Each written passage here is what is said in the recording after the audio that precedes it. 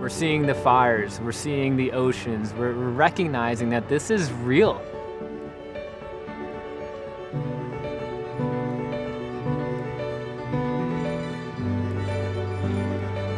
There has to be real change and real change quickly. And I think that's part of why we're really excited about Do Good Foods and where we can take this. 6 years ago, we started recognizing that there's this huge problem with food waste, and 40% of all the food that gets grown gets thrown away. That is absolutely insane and a disgrace that we as a society are currently throwing away all of this food that our farmers put a lot of energy and time and resources into. And we as a family were sitting around saying, well, how do we really use our background, which is building infrastructure, to really help solve that problem? Supermarkets throw away a tremendous amount of food every year. And we said we want to ultimately turn the food that's being wasted back into food. We take 160 tons of meats, fruits, and vegetables and convert it into a nutriently consistent dried animal feed every single day. That is going to set the new standard for the entire country and the entire globe, that we can actually use our food system to help solve some of the biggest environmental problems. We really need to drive society towards that notion where we can, as a consumer, have the impact that's desired and necessary for us to help solve the climate change issues. Consumers are raising their hands asking, what can I do to help and fight climate change? Climate change is a big issue that is oftentimes not so tangible to the consumer. What is tangible is that we all eat 3 times a day. What we put on our plates really matters. And what's so exciting about Do Good Foods is you can now really have a real impact. We're not trying to change consumer habits, we're trying to find a solution that involves their habits, but do it in a much more sustainable way. What's so cool about Do Good Chicken is that for each chicken, we are now saving over 4 pounds of surplus grocery food and 3 pounds of greenhouse gases. We've built Do Good Foods to be the defining moment in our food system. The moment we launch a carbon-reduced retail product should be the moment we continue to just get better.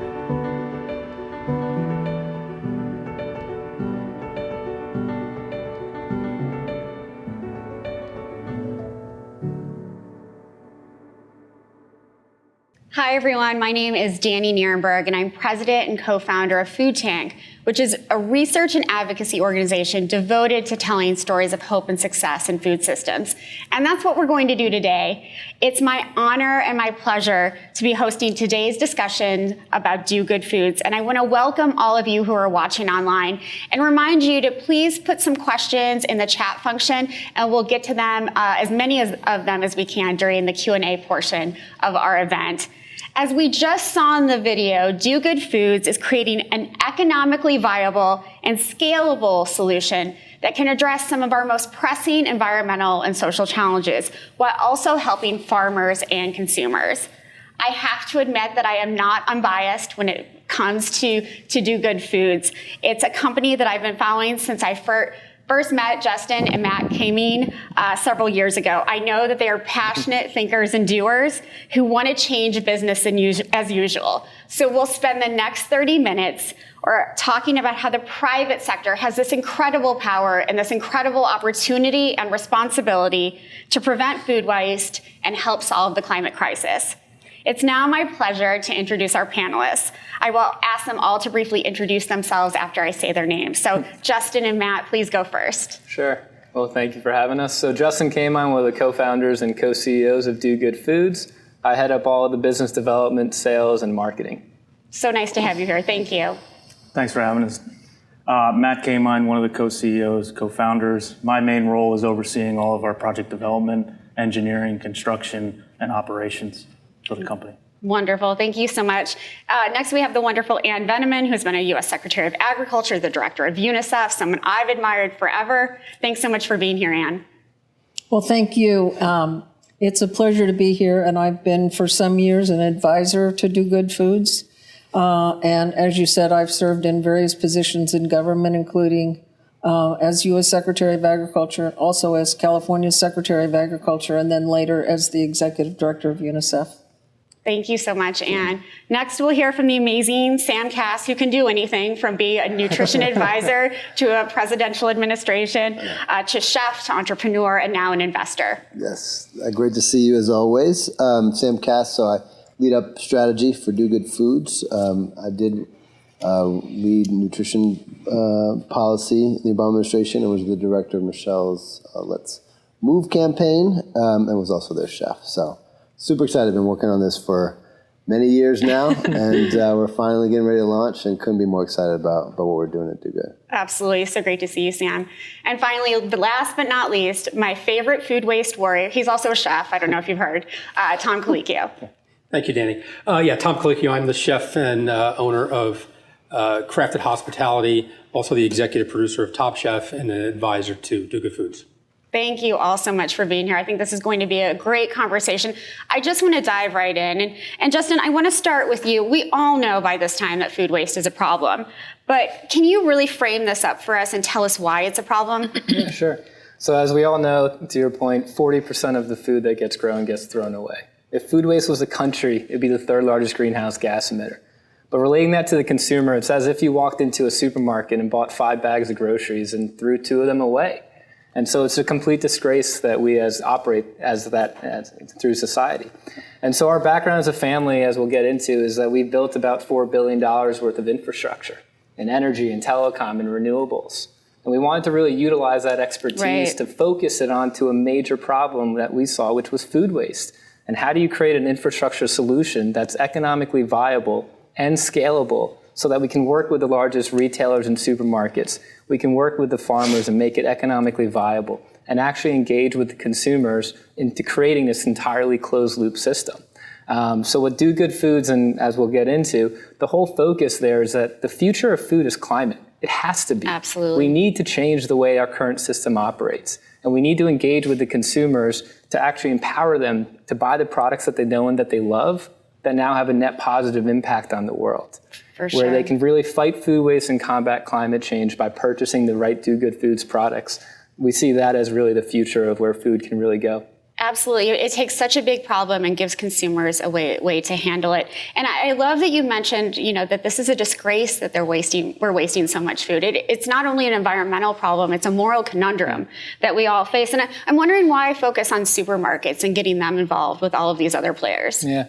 Well, we often say food waste is a privilege that we currently take as a society, especially in the United States. And we're focused on the supermarkets, high volume, high value, and they're consistent relatively throughout the country. Think about it from a consumer's perspective.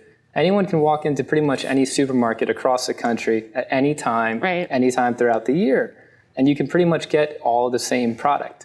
Well, the supply of that from the food waste perspective enables us, as Matt will dive into, putting that consistent ingredient, those macros, the fruits and vegetables and the produce, through our system to then create that nutriently consistent dried animal feed product, which based upon the EPA food hierarchy is the next best usage of that food after human consumption can occur, but ensuring to the farmers that we can actually provide them a guaranteed nutritional analysis to really help create this whole closed loop system. Yeah, it's really amazing. So, Matt, I want to turn to you. Sure. I mean, how does Do Good Foods solve this in a real way? We saw the video, but it's both simple and complex how you do this. Yeah, so I think, as we define infrastructure, it's finding solutions that can fit seamlessly into society, right? And so, we designed a solution that we pick up meats, fruits, and vegetables from supermarkets. It's kept in the cold chain, and it's picked up after any human donation can occur. As Justin mentioned, that's the highest and best use of the food. But we keep it in the cold chain to preserve those nutrients. The whole concept here is to turn those nutrients ultimately back into food. So food it back into food and land something back on the retail shelf that has, a carbon calculation to it. So we pick up that food waste. We pick up 160 tons per day, per facility. We bring that meats, fruits, and vegetables back to our processing facility, as we saw in the video, and we convert those meats, fruits, and vegetables into a nutriently consistent dried animal feed. And then we provide that animal feed to our co-manufacturer growers.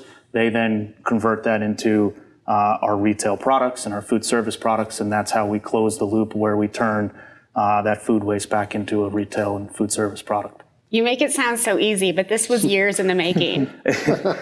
I guess so, yeah. I mean, it took us about 5-6 years. I think, again, as we look at finding solutions, and our family's background, our company's background, is ensuring that those solutions can be scaled.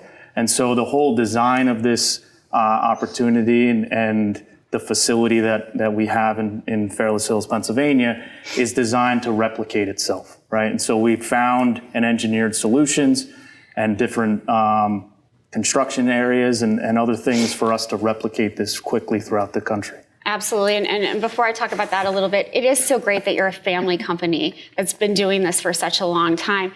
And that's, I think, why you're able to achieve the scale, to achieve that, you know, like being able to replicate this in so many different ways. And that leads me to you, Sam. I mean, you're part of a huge initiative.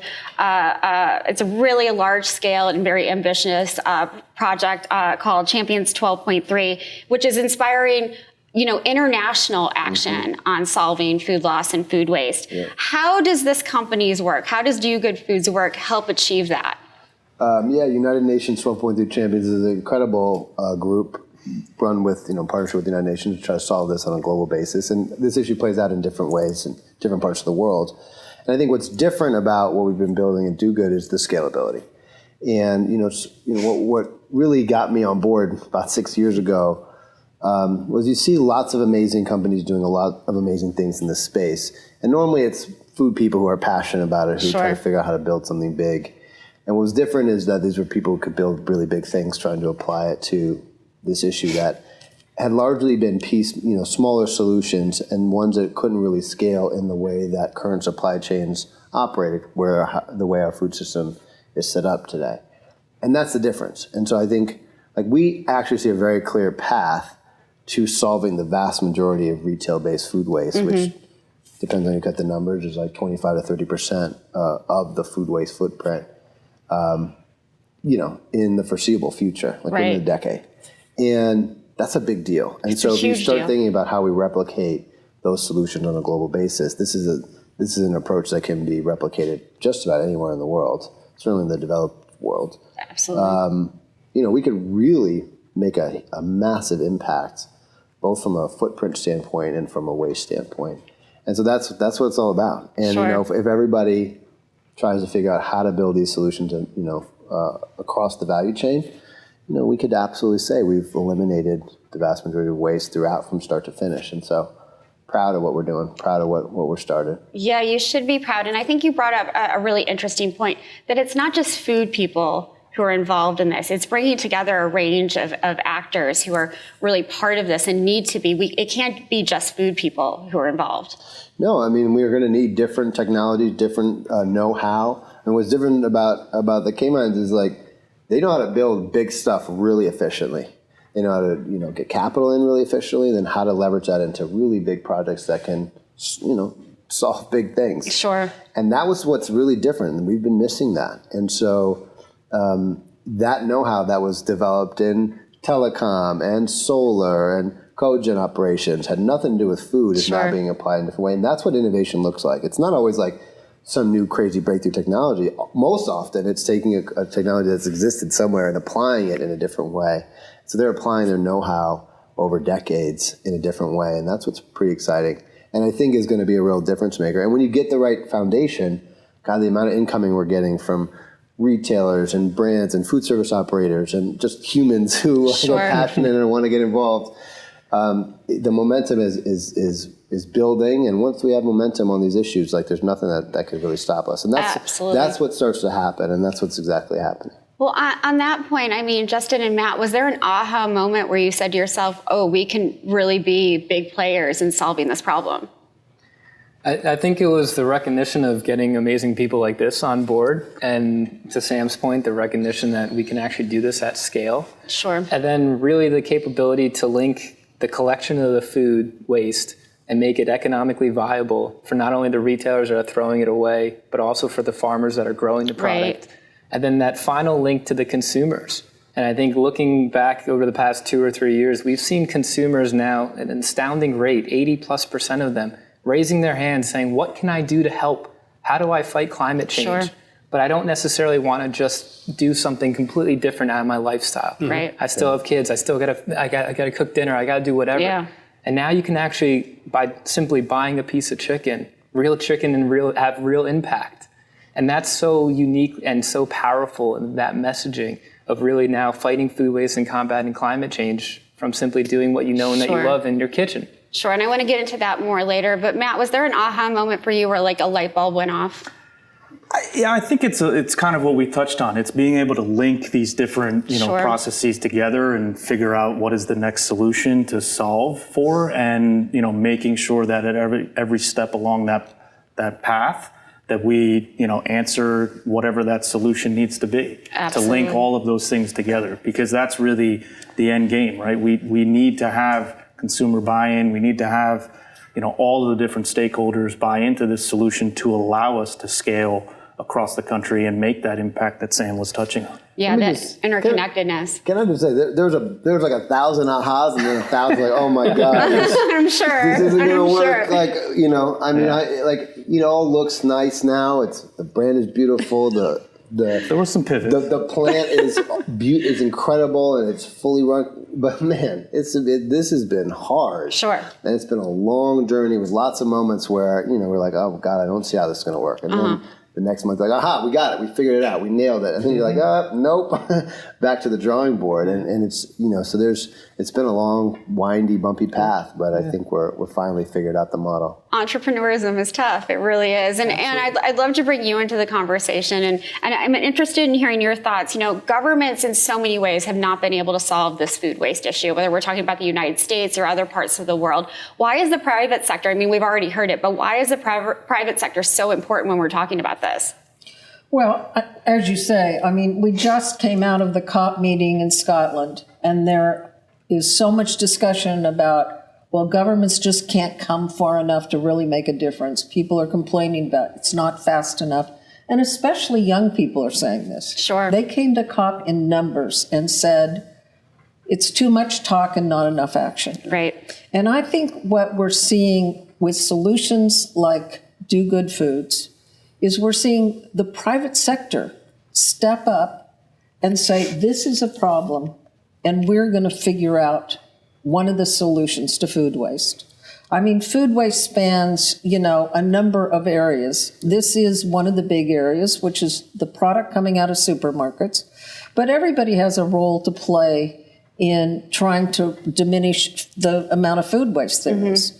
So, farmers are being linked up with processors so that their product that doesn't meet the standard, goes into processing.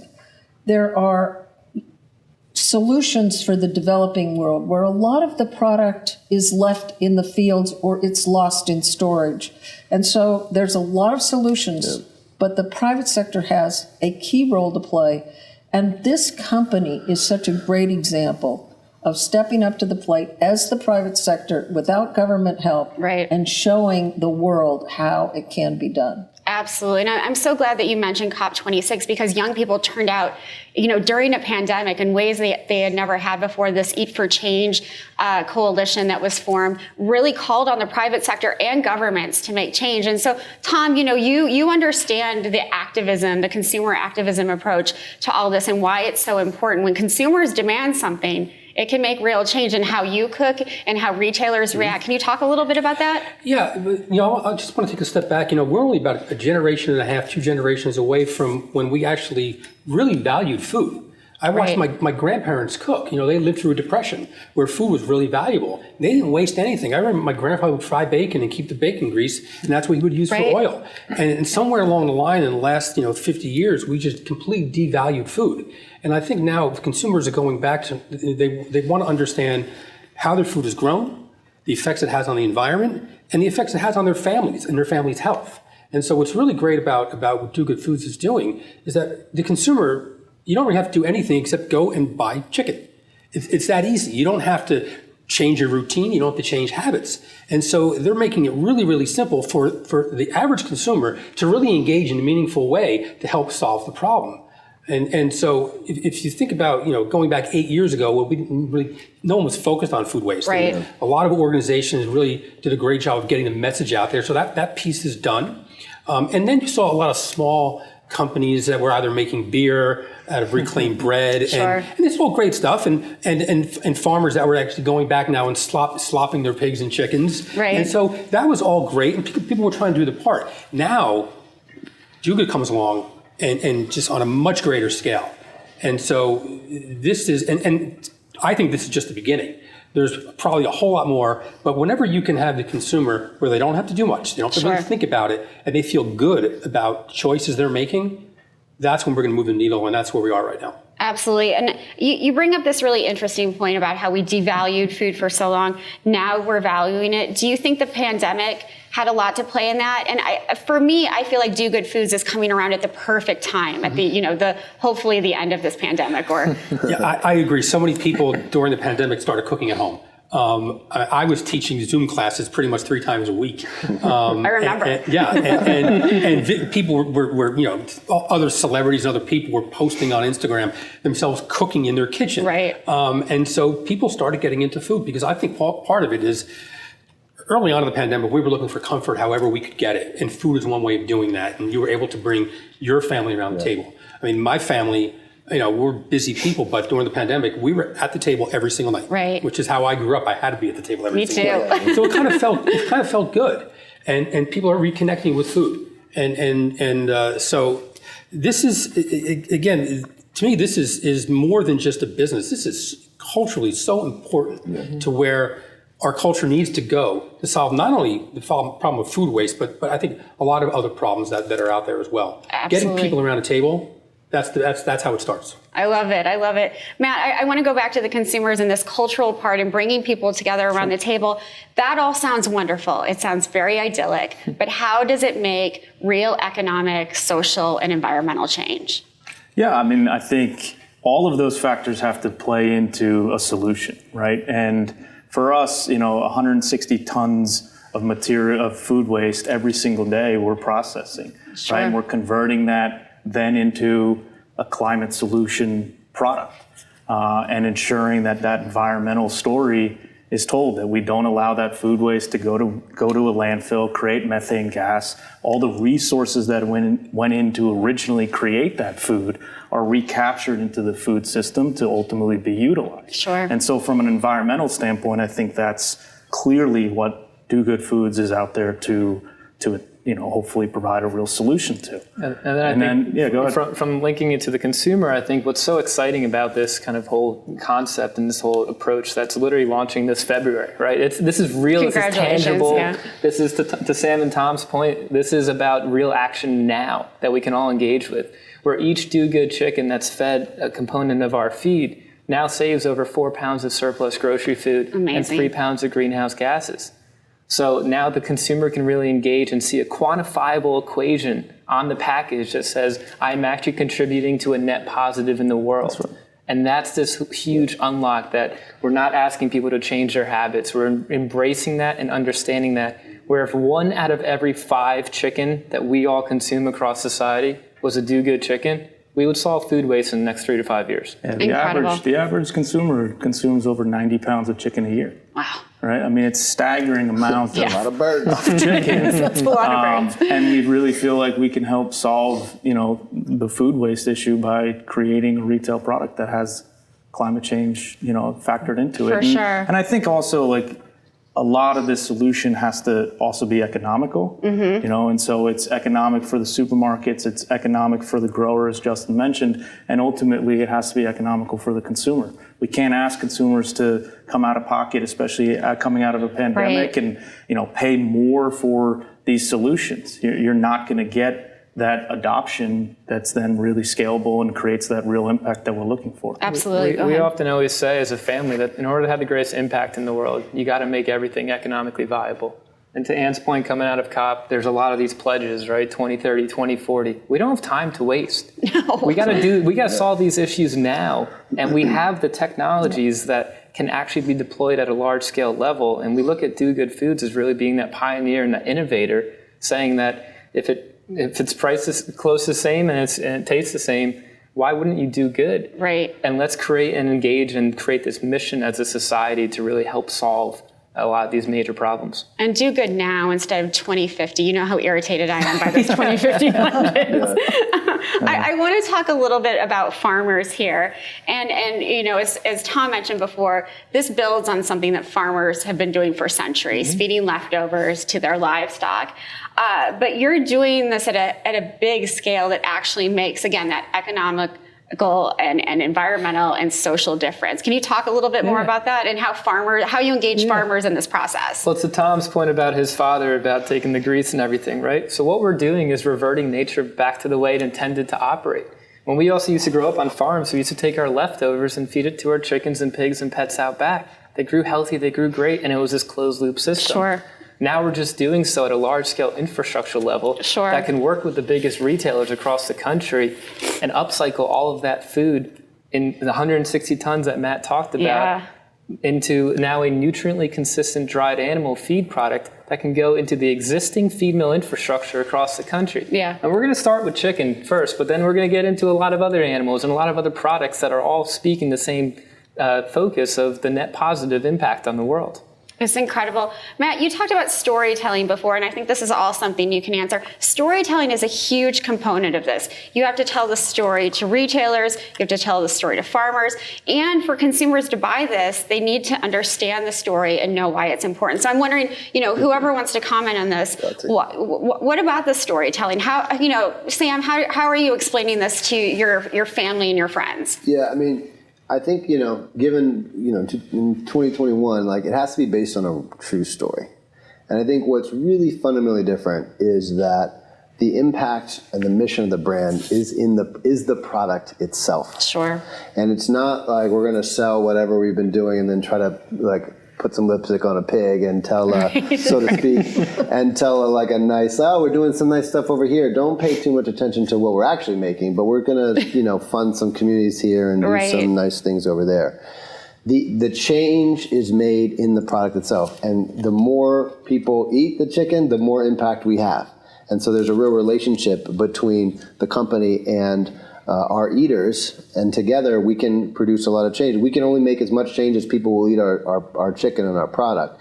And that's powerful. It's a very different relationship to, you know, our eaters are our partners. They're not just like consumers of the product. Like, they are what will unlock our ability to solve this problem.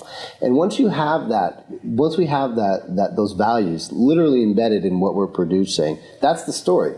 Yeah. Like, there's no story to tell here. We just have to make sure people understand what we're doing and why it's so important. We're not marketing. We're like, here's why we're here. Right. Every company out there is looking for their ESG play. Yeah. This starts out as an ESG play. We don't know what It's ESG embedded. is. You don't have to go out and find it. Right. It's there. It's mission driven from the beginning. Exactly. And it's solving problems. And to that point, one thing that I appreciate so much about Do Good Foods is they've built stakeholders all along the food chain, including producers, retailers, farmers, consumers, et cetera.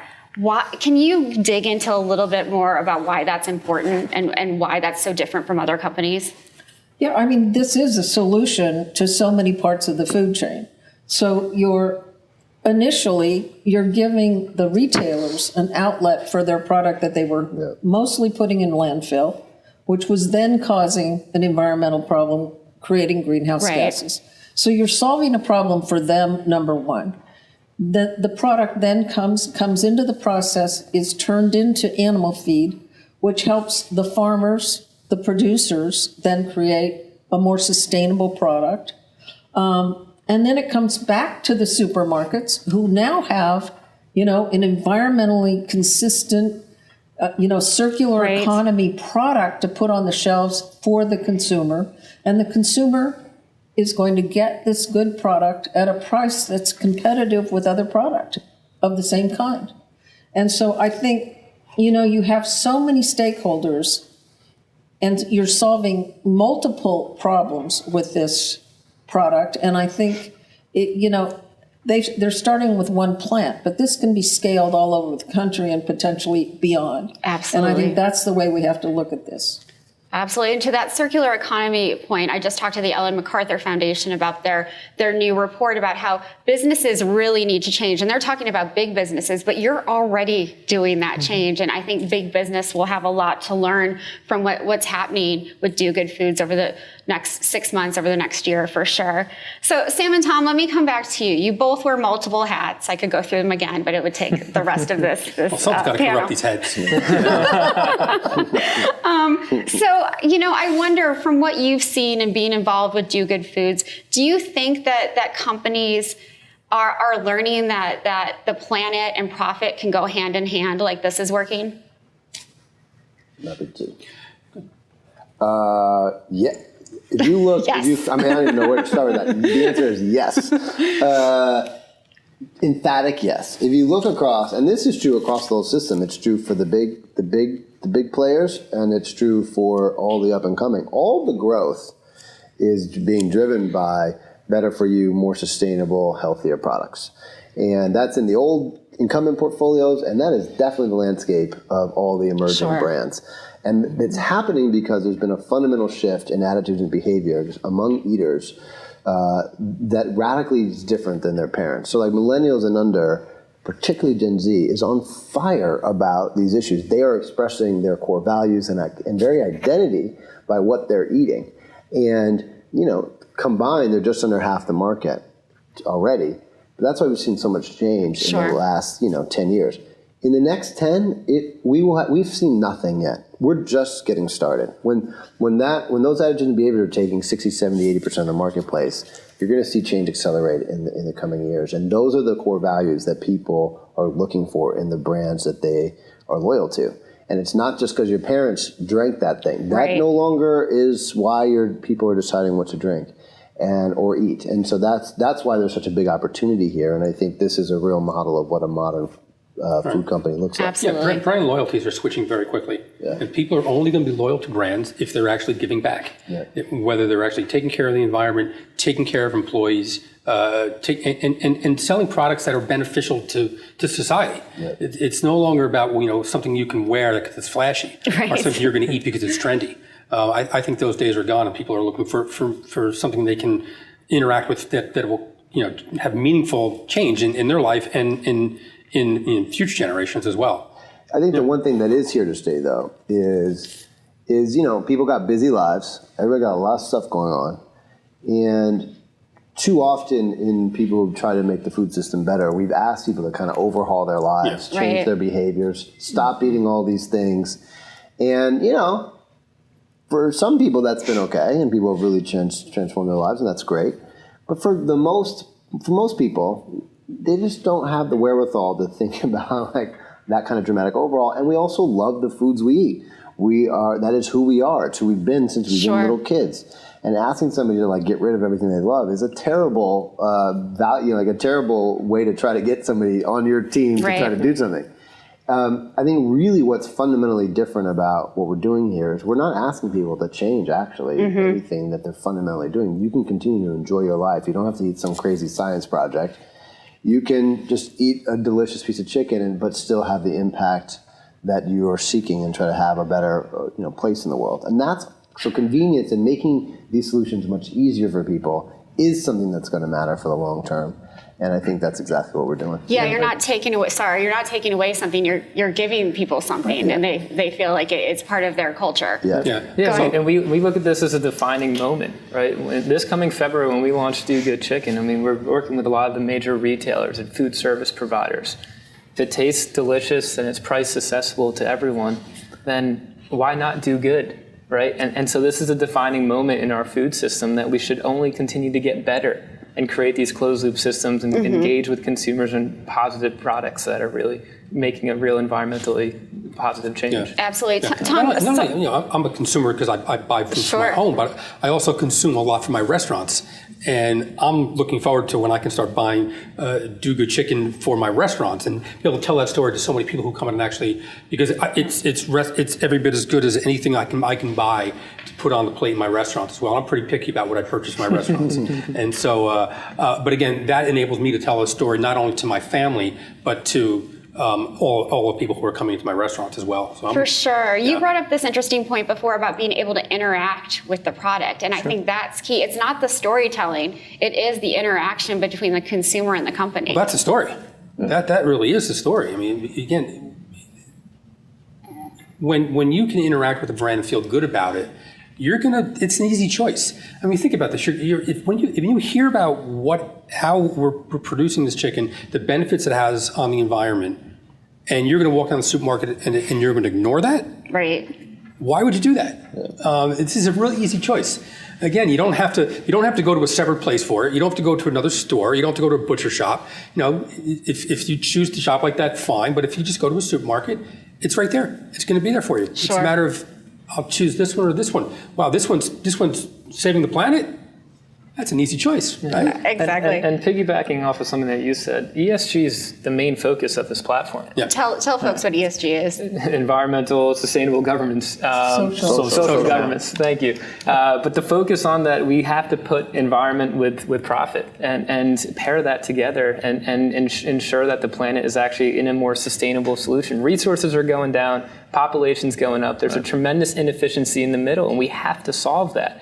And so we came here to solve that problem and, yes, engage with the consumers to enable them to be a part of this flywheel. With Sam's point, the quicker that we can all consume a piece of chicken, as mentioned, if 1 out of every 5 pieces of chicken was a Do Good chicken, we could solve food waste now. And so that is the focus. That's the passion. That's the mission. Honesty and integrity and transparency all the way through from our people at the facilities to the consumers, and showcasing that this has to be the next food company that has that transparency and that honesty and that focus onto the environment. Yeah, it really is the next generation of food companies. If you're a fast casual restaurant, you sell chicken, why wouldn't you do this? Right. Why wouldn't you? Yeah. No, it makes so much sense. It is so common consumers sense. and people are becoming much more aware of their carbon emissions, right? And so this allows them to understand and decide with what they're purchasing that they want to lower their own carbon footprint. And why wouldn't they? And why wouldn't they? That's the hope. Why not do good? Right. And I don't mean to put you on the spot, but you're somebody who has been involved in agriculture and food your entire career. And you invest in lots of different companies and become advisors to lots of different companies. What was the sort of turning point for you to get involved with these two gentlemen? Well, I met Justin about 6 years ago in the office of a mutual friend and heard about what he was doing, the passion for it. This was before the concept of the Do Good Foods, but it was what to do with this food waste and what's the highest and best use for it, because we knew that it could be made into fertilizer, pet food, animal feed.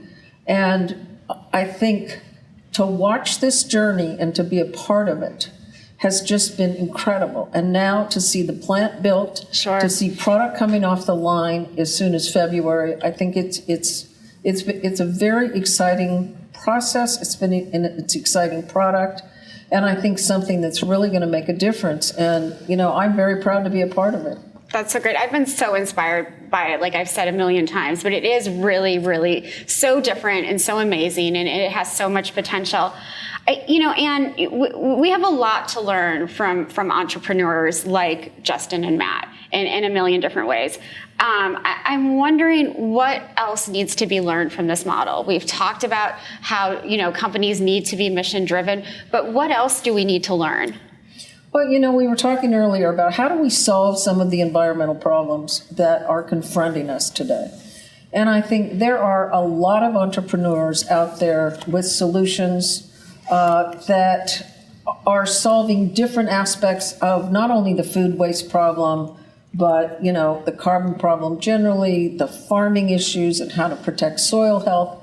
I mean, there's such an array. I mean, one of the things that I think we have to look at in all of these technologies and entrepreneurs that are really working very hard to solve the problems of climate and climate change is, what is going to be scalable? Sure. And, really work as we go further out. And not only be scalable, but be affordable to the consumer and to be, economically viable over the long term. I think that's really the those were bottom core theses that we had, right? Core principles. Sure. We had to make sure, this at the end of the day was economical to everyone, but also from a design standpoint, from a construction standpoint, from an operational standpoint, we didn't want a one-off solution, right? We needed to design that scalability from the outset into this process.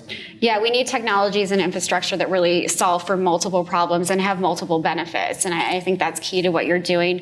And I think to Ann's point, this needs to be affordable and accessible. It can't be just another product that's so fancy that regular people can't afford it, that my mom can't go to the grocery store and buy it. I think that's really key. I do want to leave enough time for questions from the audience. So Justin and Sam, I want to conclude with you both. What do you want folks to take away from this discussion? What's your your action item for them, your to-do list? Well, I look at, as we've been talking about, so the $169 million investment into the facility that we have is operational in Pennsylvania, right? We're working with 450 supermarkets, converting 160 tons into that animal feed, and then linking it to the retail shelf. But that's live. That's now, right? And so we are working and trying to figure out how do we now continue to build many more sites across the country. So I think that's really an exciting opportunity for us all, and hopefully everyone that's on Zoom, to come and see the facility, to come embrace that, and to be a part of that They're all solution. Invited? Yeah, absolutely. Absolutely. And then I really look at the future of food, what it has to get to. I don't have kids, but I look out in the 20, 30-year future and say, we're all screwed if we don't really change on a massive level. And we hope that this platform is a catalyst to really showcase to the world that, we can be economically viable for every stakeholder involved. But we also know that the good heart of a consumer really wants to be a part of that solution. And that's so powerful and that's so amazing that hopefully we're really embraced in that way. Absolutely. That urgency is key. Sam, final word. I mean, just to emphasize something that Justin said. Now I got a 4 and a 2-year-old, and you spend any time looking at where we are from the science, and we really are out of time.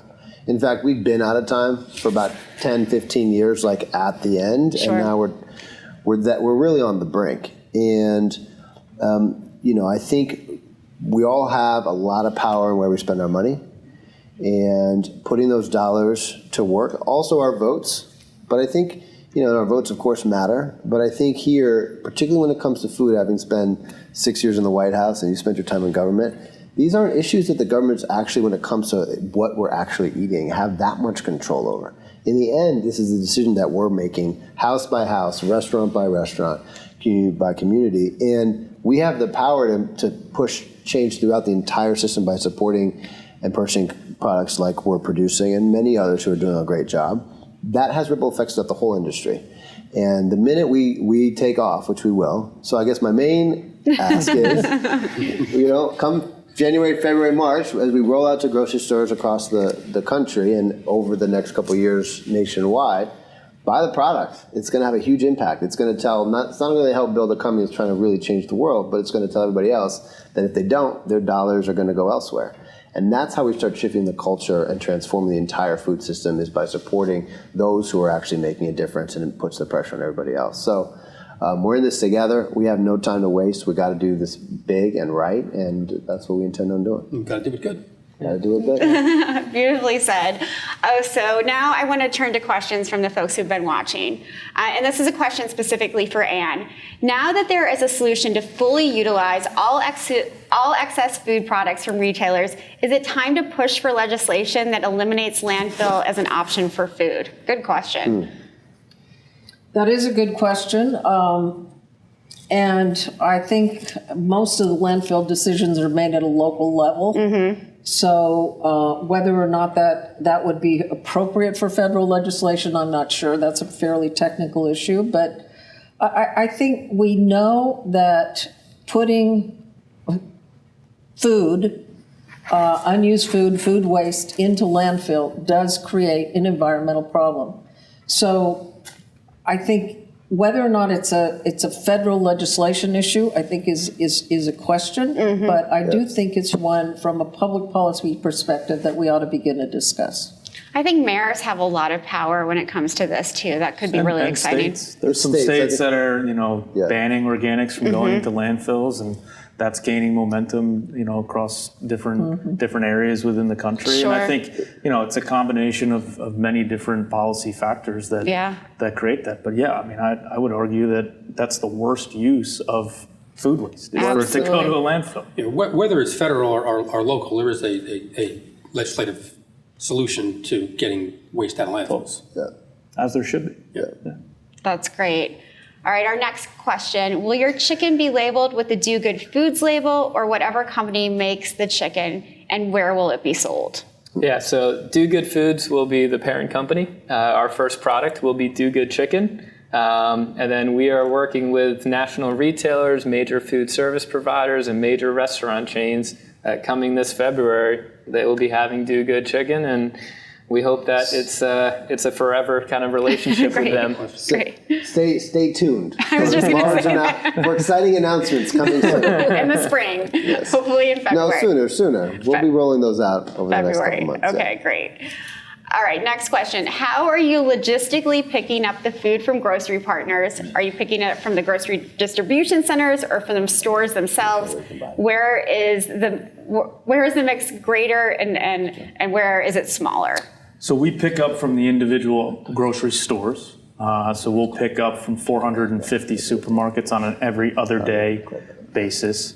We'll have a dedicated fleet of trucks that's going out, dropping off clean, sanitized bins, picking up the meat and produce bins that are in source-separated bins, and they bring that then back to our central processing facility. So we're at each of the individual grocery stores, and we get the mix, whatever that store has. And that's after any human donation can occur, right? I mean, the amount of material, 160 to 200 tons per day, is the amount that we're picking up and processing. So, the local community and other things like that already work with supermarkets for human donation, food donation, we're after any of that can occur. And we're picking up all the meats, fruits, and vegetables. Right. And we're picking it up for free, too. So kind of tying this whole thing in. The supermarkets are getting a huge benefit and engaging with their labor as well. I mean, they're asked to depackage on site. Sure. But then we're picking up and maximizing those nutrients, but they're part of the story. They can see those nutrients now getting upcycled to a nutritious animal feed, which based upon the EPA food hierarchy is the next best usage after human donations can occur. Lots of collaboration going on between retailers and all of you, and that infrastructure that you already had in place makes it easy in so many ways. Yeah, Dan, the last question, I heard it a little differently. I think it has to be clear that we're Do Good is growing the chickens. We're sending we're sending our feed to a contract manufacturer. We're contracting, right. To our growers. And then we're branding the product onto the retail shelf. Right. Correct. But it's our chicken. They're our birds. Absolutely. These are not going to be just feed for the other large players out there. That will remain nameless. That will remain nameless. Our own standards, highest quality standards, but it's all on the Do Good brand. Great, thank you. And I want to thank you all. We're out of time for questions. We are really on the cusp of a food revolution that you all are leading. It's really exciting. I want to thank all of our panelists, everybody who's watching online. This can really be a model. I just want to keep reiterating, this can really be a model for how other companies can evolve and change and even start. So thank you for all of the work you're doing. Justin, tell our viewers where they can find out more information. DoGoodChicken.com or www.dogoodfoods.com. Great. Thank you all so much. Thank you. Thank you. Thank you, Danny. Thank you. Thank you.